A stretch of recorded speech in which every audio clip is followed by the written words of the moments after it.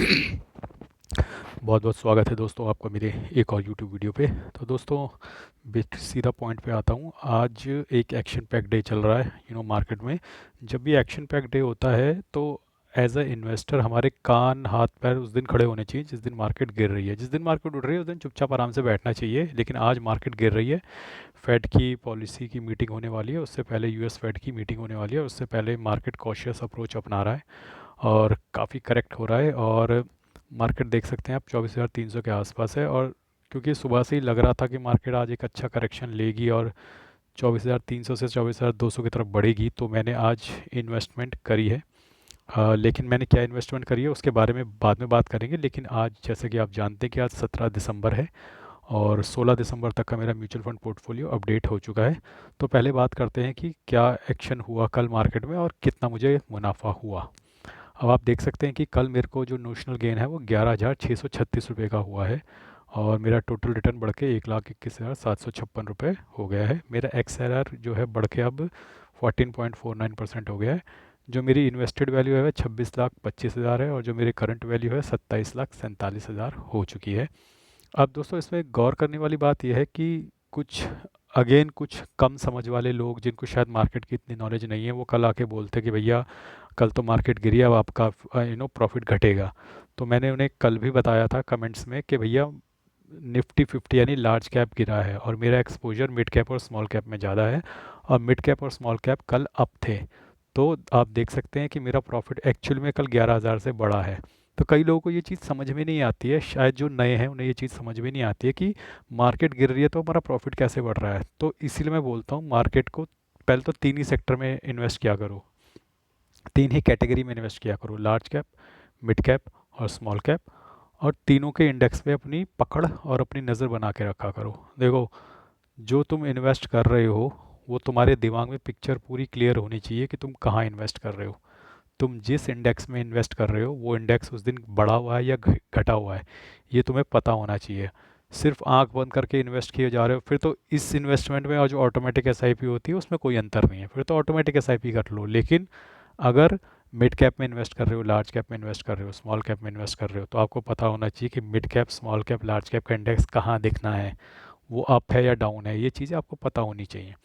तो लोगों को जो नए नए हैं, अधिकतर लोग हैं, उन्हें पता ही नहीं है। वो कह रहे हैं भैया कल तो मार्केट गिरी है, आपका तो पोर्टफोलियो गिरेगा। मैं उनको कल ही समझा रहा था भैया नहीं गिरेगा। कह रहे ऐसे कैसे नहीं गिरेगा, मार्केट तो डाउन है। अरे निफ्टी 50 डाउन है बाबा, मिड कैप और स्मॉल कैप तो ऊपर है और मैंने मिड कैप और स्मॉल कैप में इन्वेस्ट किया हुआ है ज़्यादा। तो आप देख सकते हैं 11,000 का कल मुझे मुनाफा हुआ है। हालांकि आज ये घटेगा और अच्छी खासी क्वांटिटी में आज इसकी घटने की संभावना है, क्योंकि आज तो पूरा मार्केट मची हुई है मार्केट में। तो आइए देखते हैं कल कौन कौन से फंड ने मुझे पॉजिटिव रिटर्न दिया। तो शुरू करते हैं मोतीलाल ओसवाल मिड कैप ने कल मुझे 1980 रुपये का रिटर्न दिया है। काउंट स्मॉल कैप ने कल मुझे 239 रुपीज़ का रिटर्न दिया है। निपॉन इंडिया स्मॉल कैप ने 1,048 रुपये का रिटर्न दिया है। HSBC large and mid cap ने 2,154 रुपये का। HDFC लार्ज एंड मिड ने 430 रुपये का। काउंट मिड कैप ने 602 रुपये का। निपॉन इंडिया लार्ज कैप ने 29 रुपये का। अब इसने 29 रुपये का दिए थे, ये भी बड़ी अचीवमेंट है क्योंकि लार्ज कैप तो कल गिरे थे। पर ये हो सकता है कि इसने जिन स्टॉक्स में इन्वेस्ट किया है वो बढ़ गए होंगे। HDFC टॉप 100 फंड, ये भी लार्ज कैप है। देखिए ये गिरा हुआ है, 407 रुपये का इसने कल नेगेटिव रिटर्न दिया है। एडलवेज मिड कैप ने कल 1,077 रुपये का पॉजिटिव रिटर्न दिया है। आदित्य बिरला PSU सरकारी कल भी पिटे हैं, -224। बैंक ऑफ इंडिया 1,060 का पॉजिटिव रिटर्न दिया है। बंधन स्मॉल कैप 674 का, ये तो सदाबहार हैं भैया। स्मॉल कैप में बैंक ऑफ इंडिया और बंधन कैप ने, इन दोनों ने बड़ी बाहर बांध रखी है मेरे पोर्टफोलियो में, अच्छा रिटर्न देते हैं दोनों। HDFC मिड कैप अपॉर्चुनिटीज़ 598 का इसमें पॉजिटिव रिटर्न है। Quant large and mid cap ने 288 का रिटर्न है। इन्वेस्को इंडिया PSU ने 146 रुपये का नेगेटिव रिटर्न दिया है कल। बंधन को इक्विटी 150 रुपये का पॉजिटिव रिटर्न दिया है। टाटा स्मॉल कैप ने कल 139 रुपये का रिटर्न दिया है। इन्वेस्को इंडिया मिड कैप ने 542 रुपये का कल रिटर्न दिया है। कोटक एमर्जिंग इक्विटी फंड ने 358 रुपये का रिटर्न दिया है। कैनरा रोबेको स्मॉल कैप ने 227 रुपये का पॉजिटिव रिटर्न दिया है। पराग पारिक ने कल 101 रुपये का पॉजिटिव रिटर्न दिया है। मोतीलाल ओसवाल BSE इनहेंस्ड ने 230 रुपये का नेगेटिव रिटर्न दिया है। कॉन्ट इंफ्रास्ट्रक्चर फंड ने 148 रुपये का पॉजिटिव रिटर्न दिया है। निपॉन इंडिया ग्रोथ फंड ने 250 रुपये का पॉजिटिव रिटर्न दिया है। मोतीलाल ओसवाल निफ्टी डिफेंस ने 434 रुपये का कल पॉजिटिव रिटर्न दिया है। ICICI प्रूडेंशियल भारत 22 ने कल -109 रुपये का रिटर्न दिया है। इन्वेस्को इंडिया इंफ्रास्ट्रक्चर ने 93 रुपये का पॉजिटिव रिटर्न दिया है। HDFC डिफेंस फंड ने 1,001 रुपये का पॉजिटिव रिटर्न दिया है। Nippon India power and infra ने 21 रुपये का कल पॉजिटिव रिटर्न दिया है। तो ये सब मिला मुला के मुझे 11,636 रुपये का कल नोशनल गेन हुआ। तो दोस्तों ये तो बात हो गई कल क्या हुआ।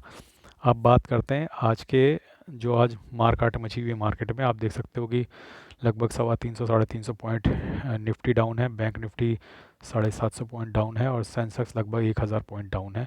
तो आइए दिखाता हूँ कि मैंने आज कौन से म्यूचुअल फंड में इन्वेस्टमेंट करी है।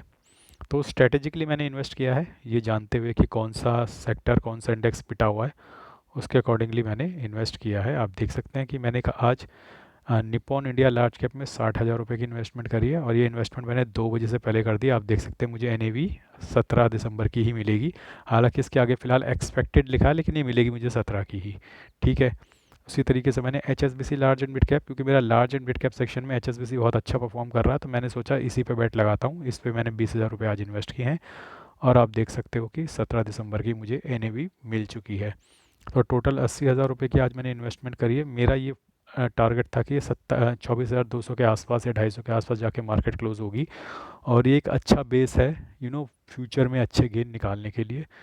ऐसा नहीं है कि इसके नीचे मार्केट नहीं जा सकती, इसके नीचे भी मार्केट जा सकती है, लेकिन भविष्य को देखते हुए 24,200 300 के लेवल पे अगर आपने बाइंग करी है तो ये काफ़ी अच्छा लेवल है। और इमीडिएट भले ही गेन ना हो, लेकिन भविष्य के हिसाब से जब मार्केट 25,000 26,000 27 28 30 जाएगी तो 24,200 के लेवल पे खरीदी हुई आपकी जो एनईवी है वो आपको अच्छा रिटर्न देगी। तो ये तो बात हुई मेरे म्यूचुअल फंड पोर्टफोलियो की। आज एक्शन में रहा मैंने इधर भी कुछ एक्शन किया है आज अपने शेयर्स के पोर्टफोलियो में, जो कि शून्य ऐप पे है। आप देख सकते हैं कि आज तो यहाँ ताबड़तोड़ नुकसान हो रहा है और आप देख सकते हैं लगभग मेरे जितने भी शेयर्स और ईटीएफ मेरे पास हैं सब में पिटाई हो रही है। लेकिन मैंने सोचा कि आज मार्केट गिर रही है तो क्यों ना बहती गंगा में हाथ धो लिया जाए, तो कुछ कुछ बाइंग मैंने कर ली है। जैसे मैंने निफ्टी 20 खरीद लिए हैं, ज़्यादा क्वांटिटी तो नहीं खरीदी है, सिर्फ 10 क्वांटिटी खरीदी है और 2 रुपये 60 पैसे के मैं इस वक्त मुनाफे में चल रहा हूँ। रिलायंस की मैंने 2 क्वांटिटी खरीदी है, उसमें 6 रुपये का नुकसान चल रहा है मुझे।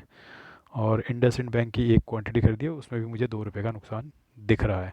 तो ये थोड़ा थोड़ा है, मतलब मैंने आज क्वांटिटी खरीद ली है और थोड़ा थोड़ा मैं एक्यूमुलेट करता रहता हूँ जब भी बड़ा फॉल आता है, ताकि मेरी एवरेज आउट हो सकें चीज़ें, क्योंकि मैंने अच्छे खासे हाई लेवल पे ले रखे हैं। ये रिलायंस, इंडसइंड बैंक, निफ्टी 20 तो खैर मैं बेच चुका था सारे, तो मैं थोड़े थोड़े नीचे के लेवल पे ले रहा हूँ। अब ये थोड़ा बढ़ेंगे, इसमें 2 3 4 5% जो भी प्रॉफिट आएगा मैं निकाल लूँगा।